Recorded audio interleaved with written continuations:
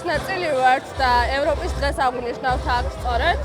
ამის დამატებული აქცია, რაც მიმდინარეობს, იმდენი დღეა მეც სწორედ აქციაზე ვიმყოფები და ჩემთვის მნიშვნელოვანია, რომ დავიცვა თუნდაც ჩემი ქვეყანა იმ მწერებისაგან, ვინც არიან ამ ქვეყნის სათავეში.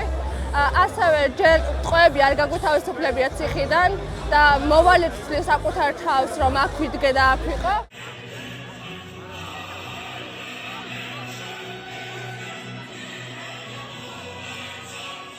Ამდენი დღეა ვდგავართ იმისთვის, რომ ჩვენი ისტორიული გზა დავასრულოთ ევროპაში, გავხდეთ ევროკავშირის წევრები და ვიცხოვროთ